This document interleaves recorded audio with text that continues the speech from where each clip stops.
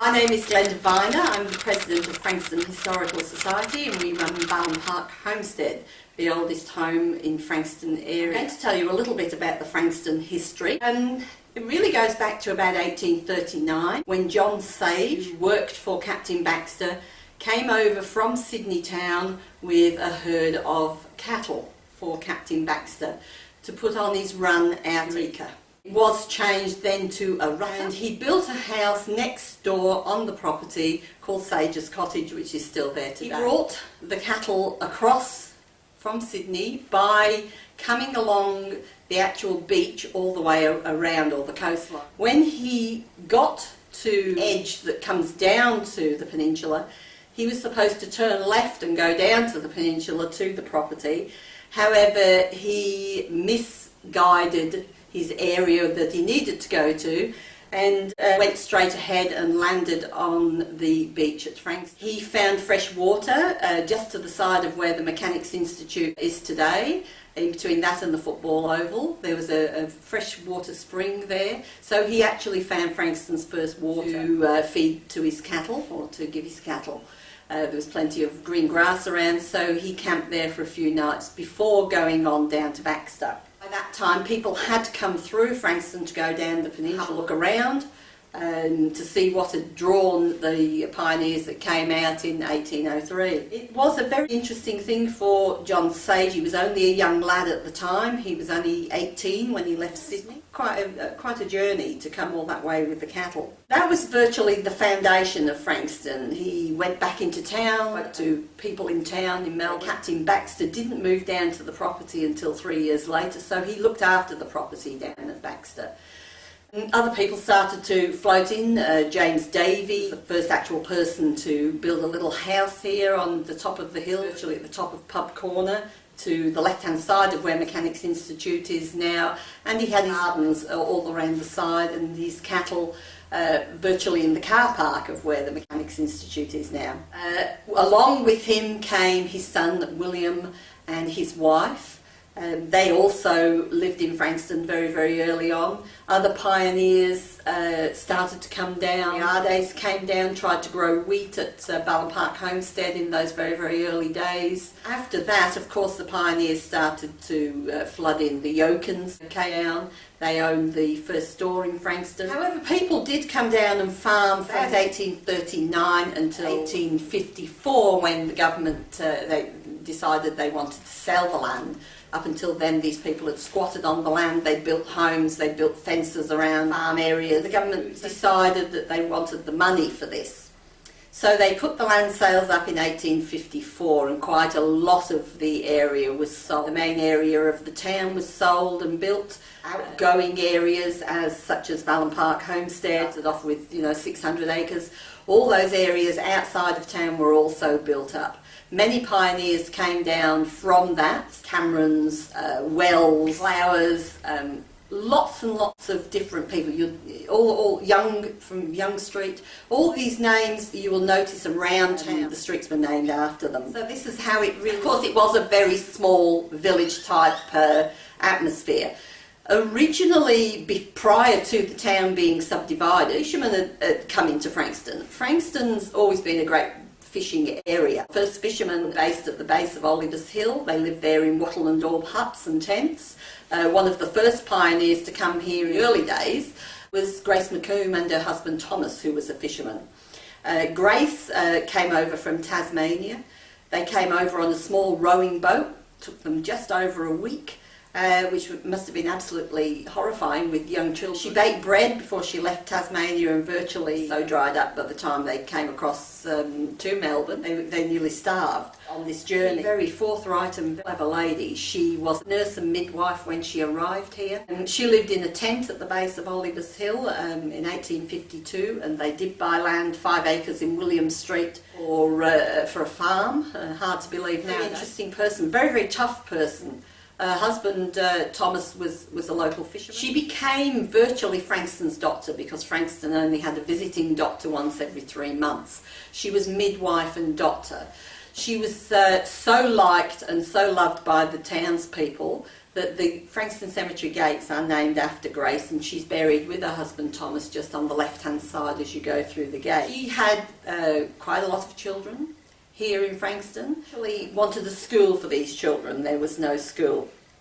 So she applied to the government. The government, of course, didn't answer, so she wrote again, and after writing several times, she wanted to know what was happening.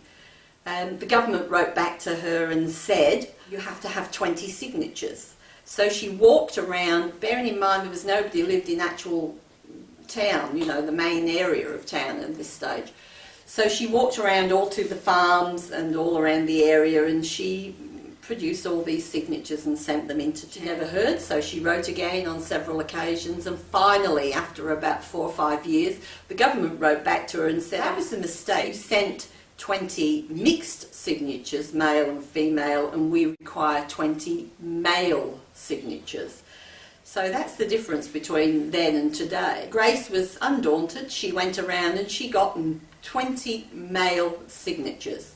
The upshot of that, government sent money to Frankston, and Davy Street School was built just next to the council building. The school is now a museum. The museum there is still open, and you can still go in and visit to see how the school was originally. She was a great milestone for Frankston.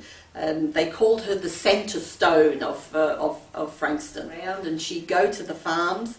She would then deliver the baby. She would look after the cows and the pigs and do the cooking and look after the garden while the mother was just in labour, and afterwards for 10 days, and she charged £1 10 shillings, which is the equivalent of $3 today. So a very, very interesting lady. Her elder children looked after her younger children while she brought babies into the world in Frankston. The Wells family, who had lots of children, called her Frankston's cornerstone, and R.J. Wells once said of her, she used to bring, when I was a child, she used to bring the babies in a bag, a Gladstone bag, and sometimes she was very generous. Sometimes she'd bring 2, because there were 2 sets of twins in the Wells family, and he always thought that they came in this particular bag and he wanted to know how they'd fit. But she was quite a well-loved person. She delivered all her daughter's children, all the family's children that lived in the area, and they were quite a big family. So quite a very, very prominent pioneer for Frankston. Other pioneers, like John Cameron, who was the first blacksmith, they sort of opened up Frankston. The Cobb & Co coaches used to come to the Grand Hotel. John Cameron was a coach builder, very, very clever man from Scotland.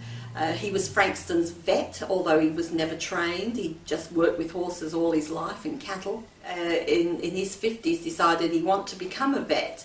So he went and he did his training and became a vet. He was Frankston's first vet, official first vet, although he'd been doing it for 30 years. He then, 12 months later in his 50s, was very unlucky that way. Another pioneer was John Thompson. John Thompson put Frankston first. He came over to the land sales to have a look at Frankston with the Learday brothers, Frederick and Frank, who built Balham Park Homestead. And he was quite a clever man. He was captain of the mail ship for the Learday family. And he came to Frankston, decided he was going to settle down. He purchased land out at Langwarren, and he purchased land in Frankston. He bought it was out for a while. He tried farming in Skye Road at one particular time, but it wasn't very successful because it was very, very poor land there. And also the land out at Langwarren, so he just forgot about that for a while and concentrated on fishing because he was always dealt with boats. He decided that he'd build a house in High Street, overlooking the bay there. He purchased land, and he had a schooner that used to come into the creek. And he actually built a road, and everybody made a joke of it, because from the top of the hill at High Street, he built a road down the cliff so that he could get quickly down to his all the townspeople made a bit of a joke about, called it Thompson's Folly, because he'd actually cut into the side of the face of the cliff here on the right hand side where the entrance comes in the Cannonall Creek. So they all made a little bit of a joke about it and called it Thompson's Folly. It is, however, still called the Folly, and it goes down the road from the top of High Street down the side of the cliff. If you're ever driving down there, that was the story of Thompson's Folly. He did go into local government. He was a councillor. He was a prominent person within Frankston. When the government decided that it wanted to have a military reserve down in Frankston at the time, just prior to the Boer War, they were looking for somewhere to train soldiers and decided on some area around Frankston. It was suggested that he sell his land out at Langwarrin to the government. It was a little bit of a waste of time in buying that, although he paid £1 an acre for it. He sold it, however, many years later to the government for £4 an acre, so he made a good profit out of the government, and it was turned into a military base. It was the Langwarrin Military Reserve, and it's now the Flora and Fauna Park of Langwarrin. Lots of people say the reason that it was put there, a large opening, and it wasn't used for very much, but it was. It trained lots and lots of soldiers. The railway line was put around from Frankston to this area, and it was taken down to Stony Point. It was to move the soldiers in a hurry down to that side of the entrance to the bay where several forts were, and also on the other side. It was because in the 1880s there was a thought in Parliament that we were going to be invaded by the Russians. So this is why that was built. It was an easy line to get the troops down there very, very quickly to defend the heads on both sides. So it was a lot quicker for this side of the bay, so we would have been quite safe on this side of the bay. These pioneers that came out and built this town and this area must have been very, very tough people. I think of the Liardes coming out building, or Frederick Liarde coming out building a house in the middle of nowhere.